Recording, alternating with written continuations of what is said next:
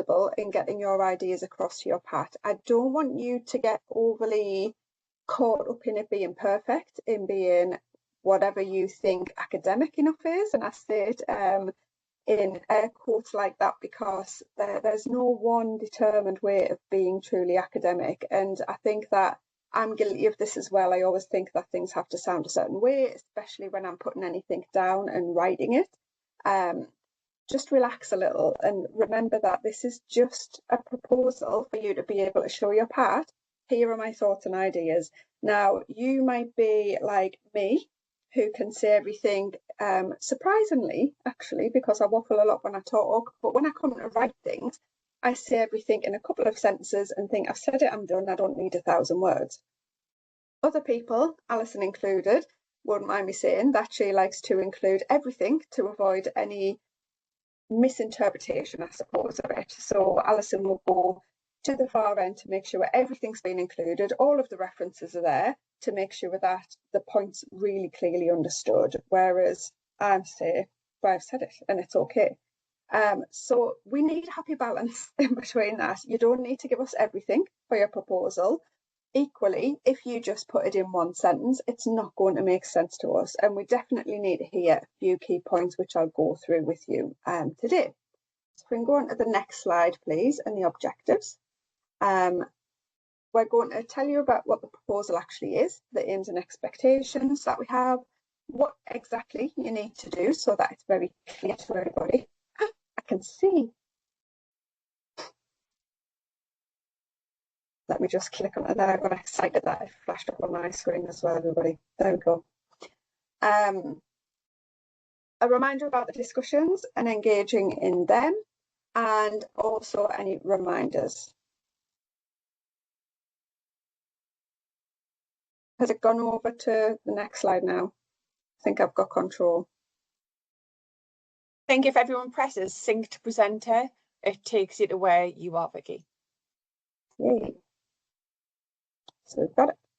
So the proposal, the aim of the proposal, like I said, is really simply just for us to understand, us, I say the royal us, or the royal we, me and Caroline as module leaders, and also your PAT, to be able to understand what your main idea is, consideration of the potential methods to be used, checks around ethical considerations, which we'll talk a little bit more about, and really to just identify, is it going to be possible?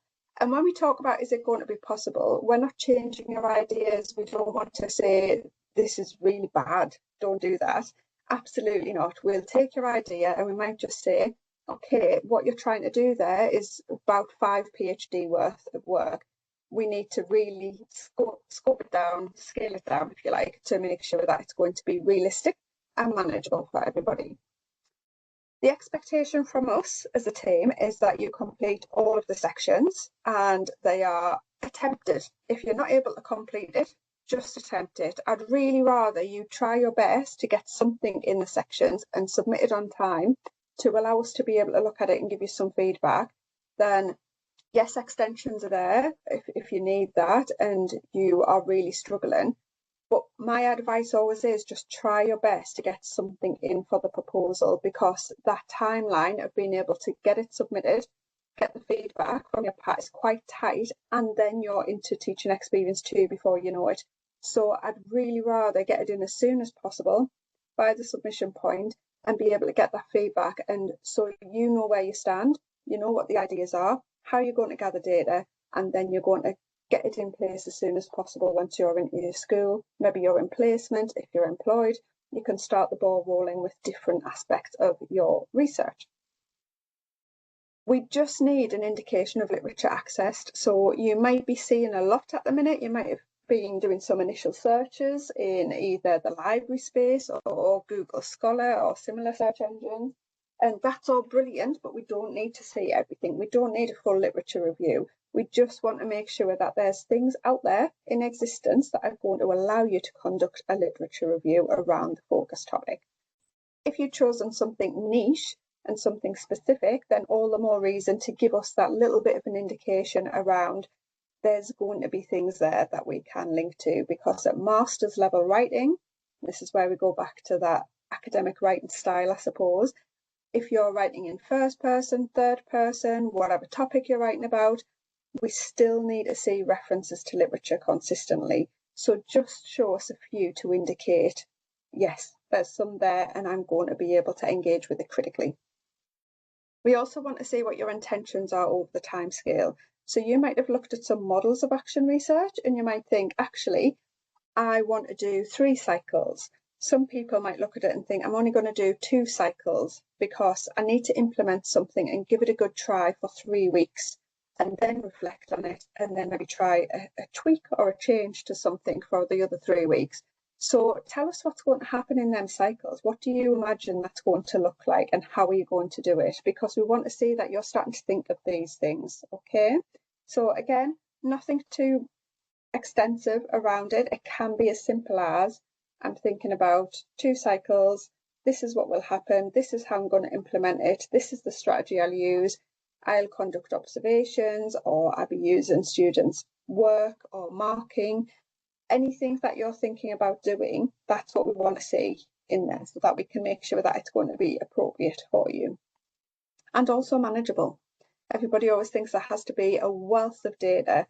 And I think for every bit of data you gather, you've got to kind of remember that it's ×4 to be able to analyse it and write about it and put it into your data analysis section. So don't worry about, is it too much or am I going to have enough? You'd be very surprised at how quickly it mounts up.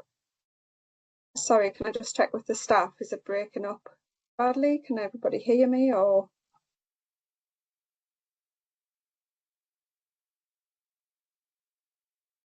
It's intermittent for me, Vicky.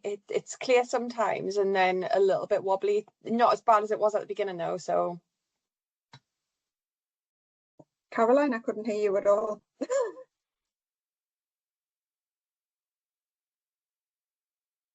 Let me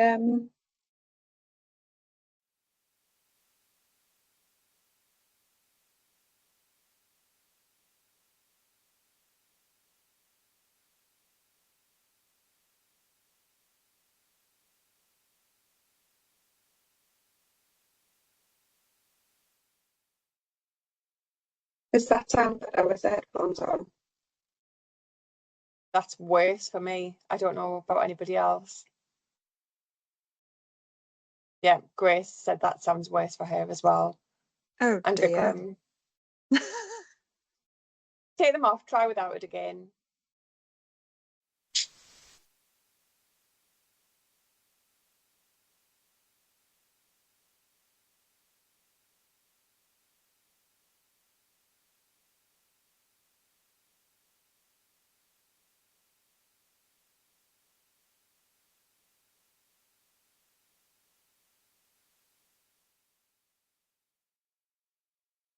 On that PC? Still crackly or not? It's still crackly. I've put the captions on to see if that makes any difference. Okay. I'm genuinely not sure if it's a laptop or what I need to do with it here. It could be my signal. I've no idea. Sorry, everybody. Yeah, so Farah said, maybe if you don't scroll on your presentation online and just scroll, we'll just press along and tell us which slide, because it seemed to be working better when you didn't have the presentation available. Does that make sense? I don't know if your computer's just trying to do too much, Vicky. Probably. It's having a meltdown, clearly. It is loud at the minute.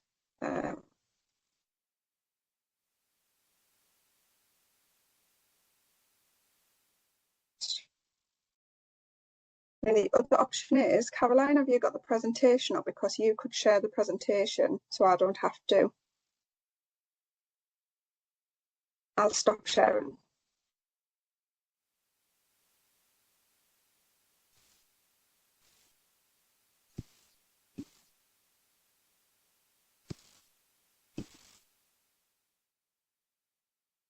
Vicky, can you hear me? Yes, I'm here now. I don't. you would need to send me the most up-to-date version because I think you've made a few edits.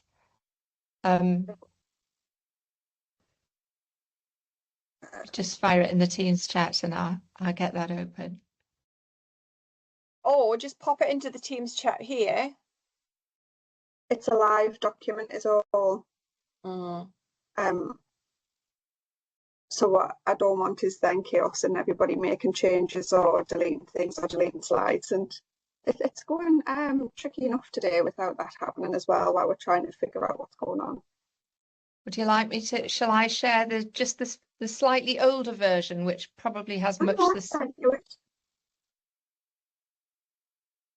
should work. Let me just send it on Teams as well. I think it's just I've edited the live one we worked on, Caroline, so it should be exactly the same, but I'll send you this as well.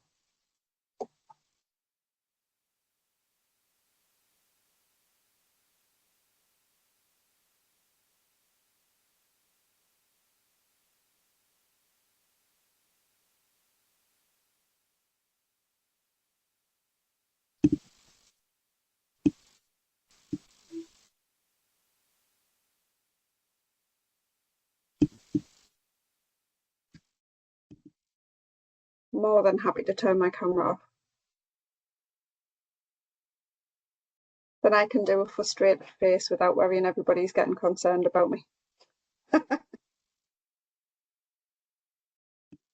Yeah, the audio sounds much better now, Vicky.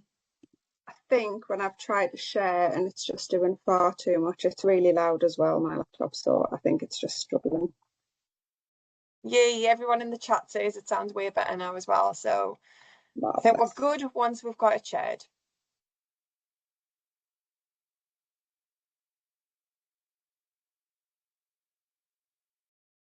Okay, so just to review what I said on the first few slides, everybody, while we're waiting for them to be shared. Thanks, Caroline. What we really need is just an idea of what you're doing. It's not for you to worry about. We don't need everybody getting concerned about it's not perfect enough, or even that we're going to hold you to it, if you like. If you change your mind about a specific method or about something that is happening during your practicum because it's just not working out or the feedback from the students is not what you expected, that's absolutely fine. You can change things. That's the whole point. And the joy, I suppose, of action research is that it's responsive to your practice and to what is happening. So if you do need to change something, that's absolutely fine. Don't worry about it. You can do that. Okay, next slide, please, Caroline. I feel like we're back in COVID times when we ask for next slide. Oh, don't want to think about that, do we? Oh, it's not showing up the changed version, but I'll put the links and things in the chat for everybody. Okay, so discussions show examples. If you head into the discussion pod, you will see that there are examples there for you and a space for you to have a look at it, think about what they look like. Now, the most important thing is that it's just showing you the kind of information that we want to be included. Do not copy any of the examples. I can't stress that enough. It will trigger an academic misconduct investigation if you copy any part of it or use any part of it. The whole point, I suppose, of action research is that it's specific and relevant to your own context, your own pedagogical approach, and your own teaching, okay? So it shouldn't look like anybody else's. So don't worry if you go into the example and you look at it and you think, oh dear, that's not what I was thinking at all. That's not what I was wanting to do, or I hadn't thought about that many different methods. That's fine. That other person needed to do those because of their research. And it's also not a perfect example. It's just an example to give you an idea of what it might look like. The best thing to do is just get going with your own ideas and to mind map it out and think about what am I going to need and what's going to work the best for me in my setting. Because if you get too hung up on looking at everybody else's, it's really not going to work well for you at all. So I'll go through what to think about in all of them, but I know everybody always says they want to see examples. I'd rather you didn't at all, to be honest. I'd rather keep them away because I think you're too swayed by them when you do look at them, and it's really hard to forget about it once you have seen them. And I just know for me as well, if I look at something, I would think, well, that's so much better than I can do, or so much better than my idea, so I need to go back to the drawing board and start again. You don't, you really don't. It needs to be what is the most relevant thing for you. Okay, so please don't get too hung up on what is in the examples. Next slide, please. So what do you need to think about? Again, just to reiterate, what I need to see is that you have a clear focus. Okay, so you have the guidelines from what we call the developmental review.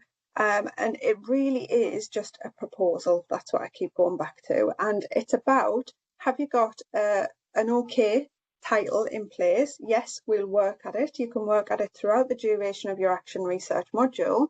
It doesn't need to be set in stone, but just a good idea of what does that look like and how are we going to develop it going forward? Is it going to be possible for you to fully explore? If your title is a paragraph long, we might say this is too much to consider. And if you've got a lot of points within it, we might ask you to refine that a little more. But again, you can keep refining that throughout your studies.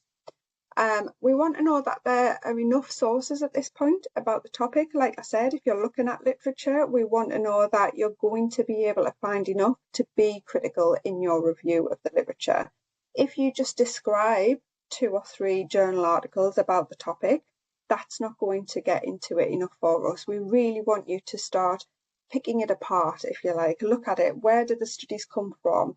Do they all get conducted or carried out in the same location? So therefore, it's not exactly relevant to where you are based. How does it align with any of the frameworks or guidance or legislation that's available in your country? And when you start looking at a bit of the guidance, a bit of the legislation, some of the policies in place, maybe some inspection frameworks, and then a few of the literature, you've already got kind of 10 references easily. So it very quickly mounts up. So when people say, but how many do we need to include? There's no magic number, I'm afraid. It just needs to be enough for you to be able to critically explore the literature. And again, we don't want you to just describe, we want you to say how it's relevant to your study. What does it look like in relation to your practice and how relevant is it?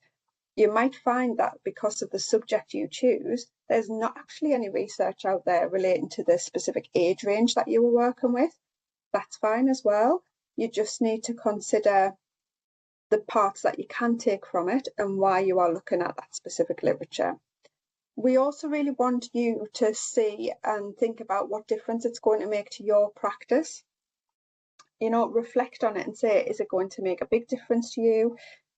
Is it going to help refine a specific part that you've been thinking about with your mentor and with your PAT from TE1?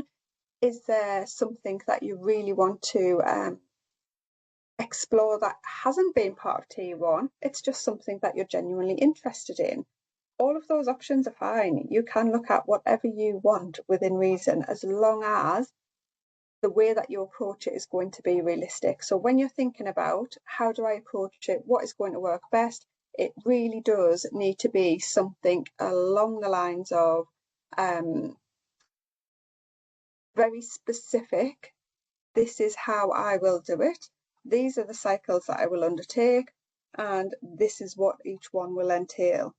And those methods might be you implementing something with 1 class or 2 classes, and then conducting observations, looking at students' submitted work, depending on the age range you're working with, and then reflecting on it and making small tweaks again. But again, it really does depend on the focus that you're going with and how you're able to do that. We then really want you to think about the ethical considerations, and ethical considerations is something that often gets overlooked. And it can be a little frustrating, to be honest, because it's so important and you think about this all of the time in your practice. However, it's a shame that it doesn't always get explored. I know, Caroline, this is something you really enjoy thinking about and talking about. Do you want to come in here with any specific considerations around ethics or ethical practice?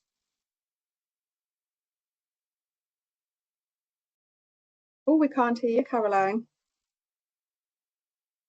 Now you have no sound.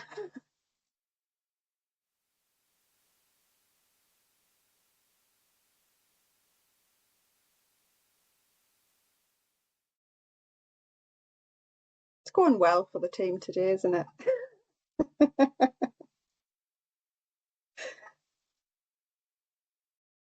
I know what my colleagues would say, and my oldest daughter would say, it's because you all need to go on Macs. She swears by MacBooks and things, so yeah, maybe our laptops have had enough. It's okay, Caroline. We'll talk about it. Whenever we get mics on, maybe when we stop sharing, Caroline, we can have a chat about Teams is having a time of it today. I bet it's had an update. That will be the problem. That's normally when we have an issue. We'll come back, we'll circle back to ethical considerations, but it's something that I really don't want everybody to forget. And again, I know it sounds might sound a little patronising to everybody when we reiterate and say, you're doing action research, tell us that you're doing action research. And you say, well, of course, you know, we're doing action research. You need to be very clear about the model and the type of action research that you're going to be conducting. And the same way as just giving a nod to ethical considerations is okay. You're going to say, yes, I'm going to be conscious of it throughout. But we want to know how you're going to do that. And it's not just about, I'm not going to put pictures of students' faces in the document. It's more about how you're making sure equity for all, I would say. And if you're trying something really fantastic with one class, you just know that the parents would be wondering why their child isn't getting a turn of it in another class if they knew about it. So it's those kind of considerations that we want you to think about and make sure that you're doing it in the best way possible that isn't going to have any negative impact on any of the students or staff in your setting. And the main thing is that it will do no harm is always the key phrase with ethics. We just want to make sure that we're not going to bring about any harm to any participants or yourself as well. Can we go to the next slide, please? I'm so sad that my updated version isn't sharing here because I was really happy with the Venn diagram that I found. I'm going to put it in the chat because it made me laugh this morning. Talk about, you know, the academic life where I make myself laugh about a Venn diagram. It is a good one. Everybody will enjoy. So yeah, when you're thinking in the section about how do I effectively explain the focus, just think Backstreet Boys and the reason to tell us why. That is all I say to everybody. And as the Venn diagram shows, it's, you know, professors, Backstreet Boys and 4-year-olds all want to know why. So tell us exactly why. It's so important. And whenever you're writing anything in all of the sections, just imagine my voice saying why. If you put something and you say, I think I'm going to do exit tickets and I'm going to put emojis on them. Why? Why are we having emojis on them? Why do you think that's going to be beneficial? Why do you think it's the most effective strategy to use? Just give us an indication of why it's important. There's not a right or wrong here. We're really not trying to catch you out. We're not checking for anything other than you have an understanding about the reason and rationale for things. Okay, I hope that makes sense and makes it clear to everybody. I just want you all to be mindful of each thing that you're putting in. Like I keep saying, it's just an indication of literature available at this point. You don't need to have the full literature review, just so that we can understand there is something available and it's going to support you ultimately when it comes to data analysis. Your literature review being done well saves you a lot of time at the end point in being able to link back what your data is showing you and this is how it links to the literature. So it's really worthwhile investing time in looking for good literature that you can link back to. Next slide, please. So the next section, section 2, is really about how it links to your practice, and it's a chance to link directly to your current situation, include the context or the location, and any information that, you know, from Pat or mentor that's led to your decision as well. So if you know, I mean, I've seen on some of the comments in the whiteboard, some people have put on that it's been something they've been developing or working on throughout TE1. If that's the case, then you can say that, you know, you can say it's coming from reflecting together with your mentor and or Pat. You can also explain if it's something that's just always been of interest, or maybe you've seen it in action from other teachers in your setting and you want to know more about it. This is your chance really to try and put that in practice, have a go of it and see how it will work. Next slide, please. For section 3, it's the research question. Again, we won't hold you to it, and you do get a chance to refine it later. Your Pat will guide you on this. And again, you can pop suggestions, ideas for it in the whiteboard, and we're more than happy as a team to just look over it and make little indications of how it could be refined even further for you. You could also include potential sub-questions if you are thinking you want to do a little bit more in a sneaky little way, like I would. I think I'm going to have my main overarching question like an umbrella, and then little sub-questions hanging on underneath like the rungs. And we're going to make sure that they all link and they're all relevant, but actually this is how I explain and kind of tell you why. We'll go back to it, back to the Backstreet Boys. We're going to tell you why it's important and how you're going to do that. It might not be a fully formed question yet, which is absolutely fine. It might just be a bit more of a hypothesis, a statement around this is what I'm thinking, you know, and that's absolutely fine as well.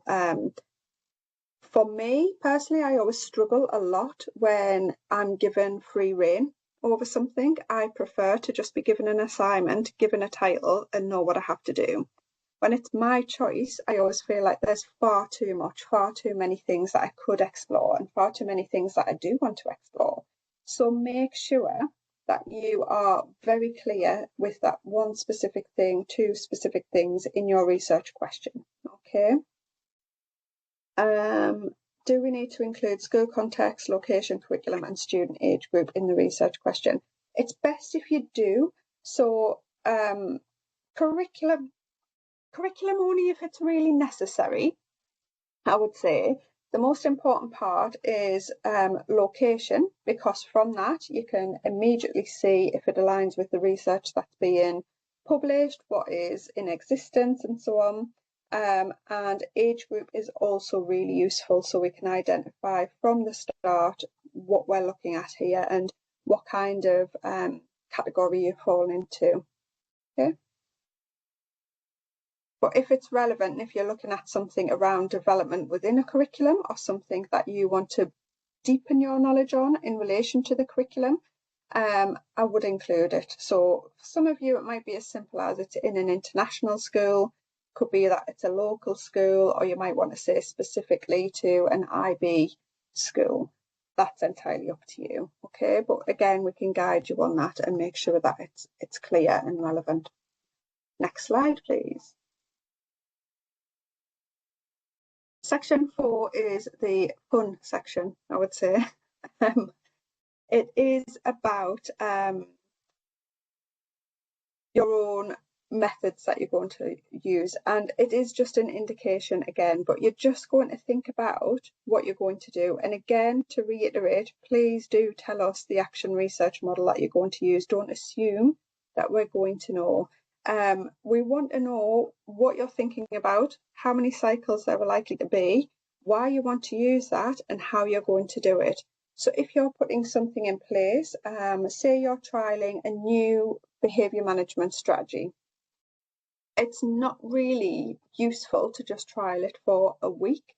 And you might only try for that 1 week with one class. So actually, it could only be a few sessions that week. So if you're doing something around behaviour management or classroom management, it's really important that you think about how long will the children need or the students need to adopt this and show signs that they're understanding it. If you just do it the first week, they're likely to still be understanding it and figuring out, okay, we do this at this point, or it's a certain routine. It doesn't become a routine in 1 week. It also depends hugely on the age of the students that you're working with. So the younger they are, they're probably going to need more time with that. So in saying that, some adults also need time to adjust to a change to routine. However, you know your students best. So if you're working in secondary, just a little reflection and think about realistically, how is this going to look for me? I would say 1 week is not long enough at all for any kind of classroom management change. You could do 2 weeks. So if you're going to do it 2 weeks, your teaching experience 2 is a 6-week long period. You could therefore do 3 cycles of your research of the very basic plan, do and review. I'm going to plan to do this strategy. I'm implementing it for 2 weeks. I'll review it. If it's working, then for the next 2 weeks or for the next cycle, what I'm going to do is make sure that I continue at the same time. I might add it into another time of the day if it's going particularly well, or I might be able to increase the level of complexity or difficulty within it, perhaps. Okay, something like that. Whatever you choose to do and however you're doing it, again, just tell us about it and say, this is what I'm hoping to do within these cycles and how much it's going to entail. I can see your hand up. Do you want to unmute and speak? Can't see your name. Yes. Sorry. Hello. Thank you very much. I just want to ask, should one class not be part of the research at all and kept as like a control, and then one class we do the action research on? Or do we just focus on the action research class and there's no class that we keep unchanged as a control? Really good question, actually. Thank you for that. You would only do a control if you are doing a true experiment style of research. And because you're doing action research, not an experiment, then it's not necessary to have a control group. Control groups are more for if you do psychological tests, for example, then you would always have to have a control group or something much more specific, dare I say it, a true scientific method, which I don't like saying at all because we are all social scientists. But you don't need a control group, no. Your action research is small scale and it's mainly going to rely on qualitative research and data, so you don't need to do a control group or worry about that. However, what I would say is you need to think carefully about the ethical implications of only doing it with one class. Again, you might say that you're going to do, I always say the term and it's just floated out of my head as I went to say it, stepped wedge. So stepped wedge method is where you're trialing it with one group, and if it goes really well, you'll increase the amount of students that you're going to develop it with, and eventually everybody will be partaking in that specific thing. But to start with, you just want to start small because that's more realistic and it's hopefully going to give you an indication that it can work well. You don't want to just go all out and make a big school change for everything and it not to work. Does that make sense? Yeah, thank you. That makes sense. I can just focus on one class for the action research to begin with, at least. Just pick one. Yeah, absolutely. All right. Great. Thank you. For that. It's a really important question to ask. And I think when you look at research, especially around making a change like that, you'll see a lot of things that crop up around control groups and experimental design. And that's not what we're looking at here. So just be careful when you do see literature coming up or things popping up if you're using Copilot or ChatGPT for ideas of how to implement certain things or specific methods to use. Just be mindful about things that don't align at all with action research, such as control group. Okay. Okay, got it. Thank you very much. Welcome. It's actually really interesting. It's triggered a memory from me doing my masters, and I did my masters with university, and the supervisor for one of the methodology modules was a firm believer in true experimental design. and they were part of the original systematic synthetic phonics research group, and that was an experimental design, which I had some issues with because ethically, I don't think it's right to experiment on young children, especially the youngest children. So it brings up some kind of moral dilemmas, I suppose, doesn't it, when you're thinking about, is that right? Is it all right to experiment?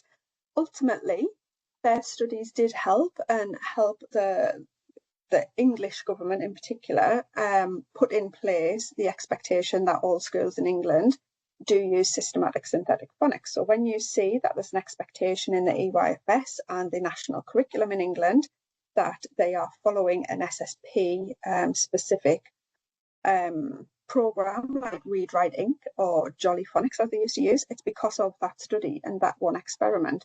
However, then also brings about another ethical consideration of the government are relying on that one sole study to inform all of the practice in the whole country, and it doesn't always suit a lot of groups of children, especially for those of you working with English as additional language children. You will know that systematic synthetic phonics is really difficult for that group of children. So please remember when you're looking at studies, that study was pivotal and it changed a lot of the documentation, the legislation and the frameworks that are in England. So brilliant that teaching was getting that level of research conducted and we were bringing about changes to legislation. However, you can also critique it in that it's just one study and everybody's relying on that one voice. You can relate it to all different formats. I'm sure all of you see different things coming out at the moment politically from one party or another.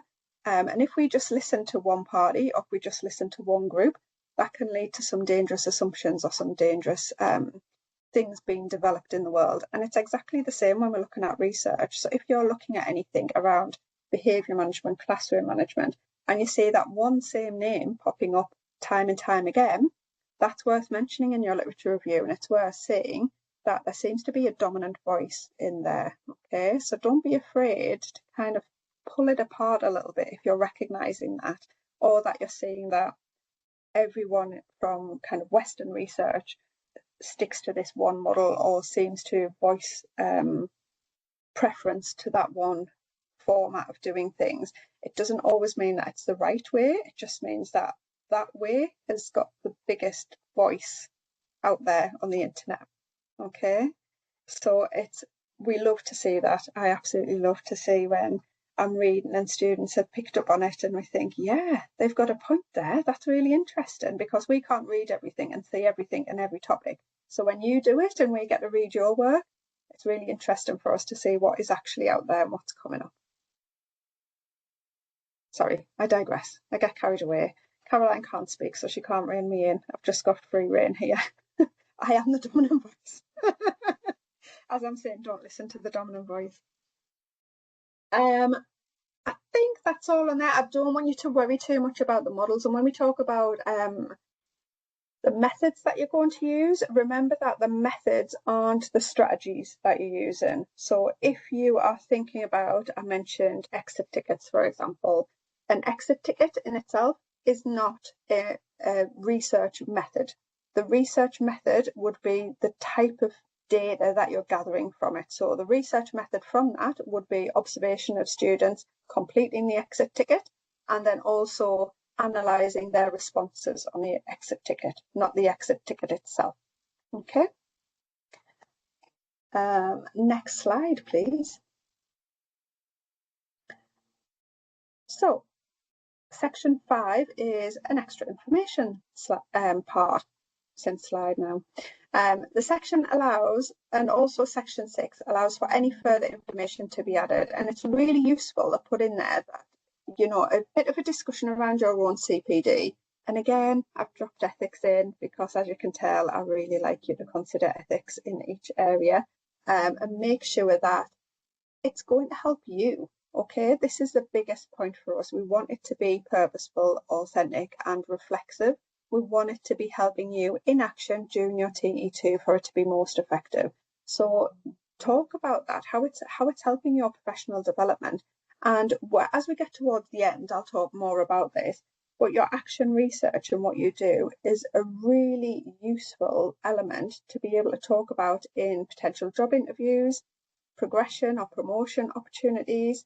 Please do have a look at it, because when you think about your own professional development, the things that you can include might just help you take that next step, might help with the promotion, and being able to say, I've actually conducted this piece of research, these are the results, and I want to take a lead on implementing it on a bigger scale. I want to go across the school and so on. Let me have a little look at this question. The performer has 5 sections, but the titles are not aligning with these slides. Am I looking at something wrong? They're just examples. So if you look at the titles, might be slightly different. The template, I think, has been slightly tweaked. It's the same for all intents and purposes. I think they're different colours. There might be slightly different wording. Please don't worry about it. It's the same information, really, that you need to put into it. We still want to know what action research model you're doing. We want to know that there's literature. We want to know your research question and title. It's all exactly the same. It'll just be that this is from a different example. Okay. Yeah, it's the same kind of info.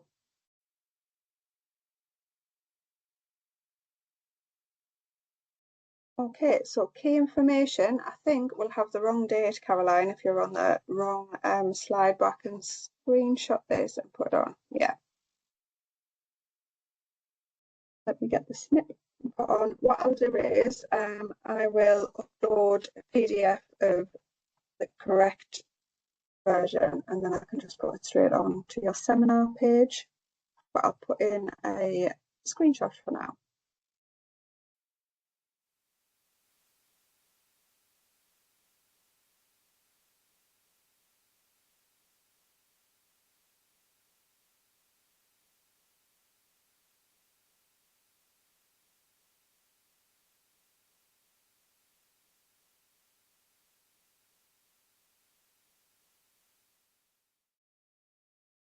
Okay, everyone, I'll pop that in as an image.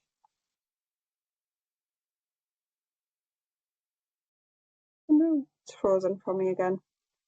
So submission date is Monday, 27th of February. No, it's not. Does it come up the same thing? Why is it doing that? July.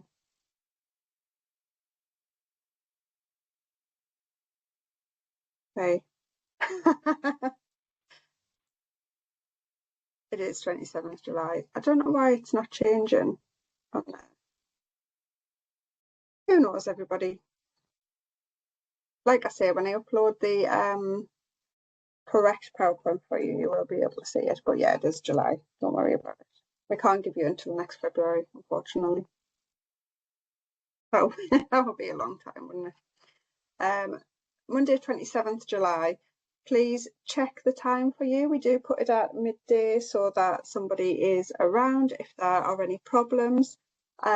If you need an extension, then there is a space in the module. If you go into the first unit, there's an extensions section page, and you can click into that. I'll try and get into it. I'll put the link here as well. But because the laptop is so slow, it might not work. Please complete the form if you need to, but we are limited on what we can give you as module lead. If you need longer, or if something's happening that you think, I'm not going to be able to complete this on time, you would need to apply for extenuating circumstances. If you think that might be a possibility and you're really struggling with things, I'd rather you get in touch with us so we can try and figure out what's going to be the best option for you. If you apply for extenuating circumstances at this point, it's considered at the board. So the problem comes if you leave it to be considered to the academic board. I think your next academic board, correct me if I'm wrong, Alison, will be at the end of the programme. So then you're going to be hugely delayed in when it's considered. Yeah. Yeah. So please do get in touch with us before you submit any extensions for extenuating circumstances, and we will have a look. Okay.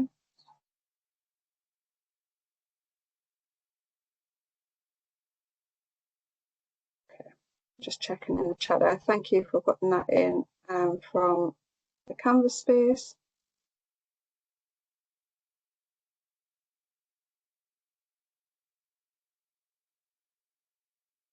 I'm sorry, I'm just reading that question that's come up there.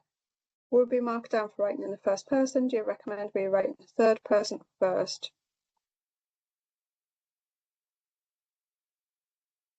Okay. I'm absolutely fine with whatever you feel comfortable with. It is your research, so you should totally own it, and it can be yours, and you can write in first person.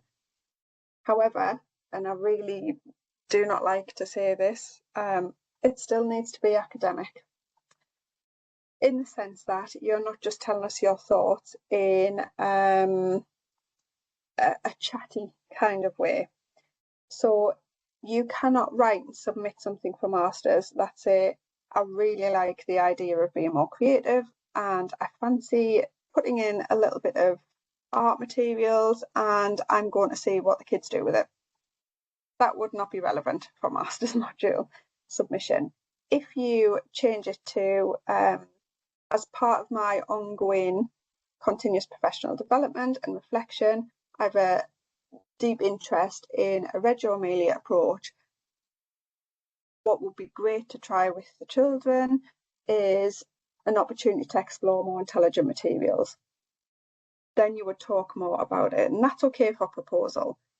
However, and this is always an interesting chat that I have with my oldest daughter actually, I prefer and can write much more quickly in the third person.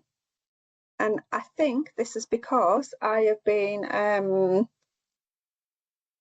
not desensitized, what is it? I've just been trained in the British system for too long, and it's shifted my mindset into how I need to write to sound academic. So I would say have a go at writing in the first person. It's much better and it sounds personal.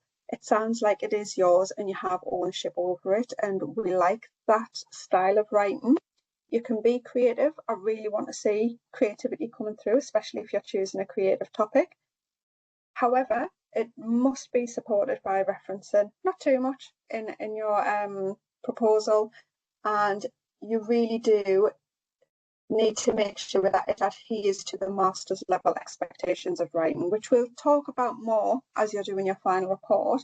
You've had your, or you will have your feedback from MO1 soon. So when you're looking at your feedback from that, see what your PATs are saying to you about that writing style that you have, what it looks like, and how your writing style is developing. But the way to come across with that independent voice is sometimes to use I and write in the first person. So please do have a go at it. You don't get penalised at all. You know, there's no mark difference for if you've written in first person or third person. It would only be if it was too casual, I suppose. Sorry, I've given you a much longer answer than necessary with that.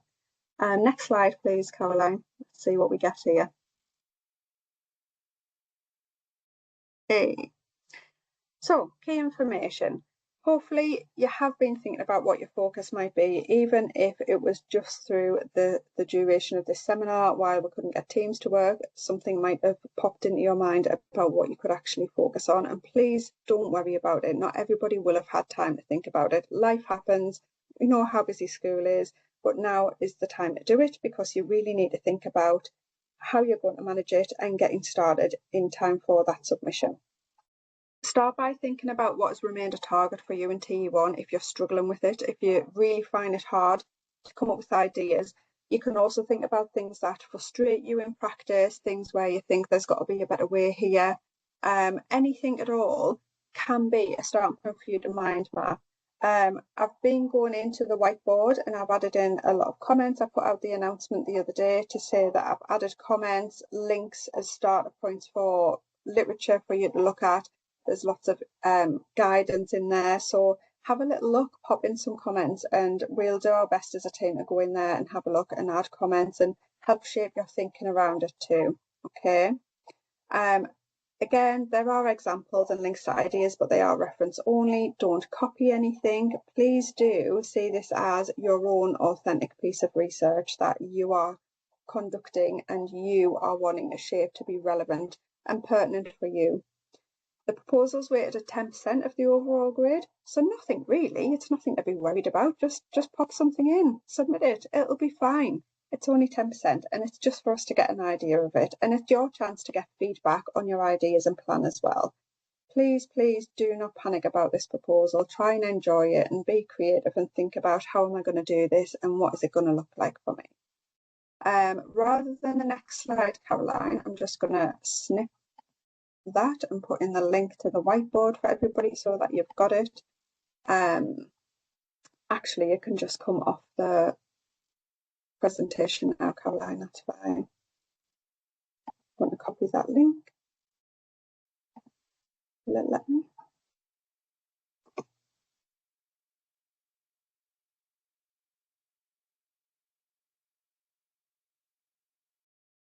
There is the link to the whiteboard. Like I said, I would encourage you to go on and have a little look, a browse through some people's ideas if you're struggling, just to see what's going on, any comments that are being made, the ways in which I'm kind of guiding people to say, brilliant idea, but you're doing so much work there and there are too many things. So just, scale it down, look at one thing in particular and try to make it as relevant as possible to you. And manageable is the key thing. We all want you to remain sane for the duration of your action research project. I've also put, if you go along to the right, I've put a new big pink post-it there to say what your method's going to be and how you're planning to explore and understand your focus. So if you are really struggling with the methodology aspect, that space, we're going to start unpicking, mind mapping around what the methods might look like, and we can again add in, chat on it, add in links that you might find relevant or as a starting point, and be able to share with you how to make it, again, possible and something that you're going to actually be able to manage during action research module. So let me just double check the chat, everybody, that I haven't missed anything. And has anybody got any questions? I do apologise. I'm normally much more slick than this when it comes to presenting. Teams has not been my friend today. Maybe I need to do some action research on other options when things aren't working. Get a better mic.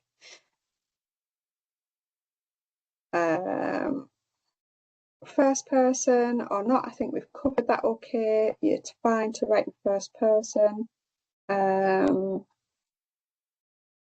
think that's it. I think the majority of questions we've answered, and it's mostly comments on my voice breaking up, everybody. So not to worry. I will create the slide deck. I think the younger generation call it, not PowerPoint slides. The slide deck will be uploaded into your seminar space and ready for you to have a look at, with all of the correct information on. Caroline, I think I just heard a noise there. Have you got sound? No? Can you hear me? We can. Yes. You have your Can voice. you hear me? It must be to do with me sharing when I was sharing. Sorry. What would you like me to say and do? Well, now we've got you, Caroline. I think we could just get you to say it. It's okay. I think I've covered it all. Apologies for me just talking and taking control there. I think Caroline's going to be with you next week and do more of the talking as well. So Caroline can talk you through more ethical considerations and what that might look like as well within that, if that's okay. Any other questions or anything to share, or is that okay, Alison? No, that was great. Thank you so much. I think it was really clear. And the key point is that at this point, we're not expecting kind of a polished, finished product. It's ideas, and this is your opportunity to share your ideas with somebody who can guide you in kind of, a direction that's going to be viable. Something else that I picked up on that Vicky said is try and keep it quite small. It's a very small scale project, and, we always want kind of almost change the world. We've got grand ideas, but we have to start small somewhere. So try and keep it as focused as possible. But yeah, thank you so much, both of you, for that. Anybody who's got any questions, either direct to you, Pat, or to Vicky and Caroline. And we will see you next week. Thank you so much, everybody. Thanks, everyone. Bye for now.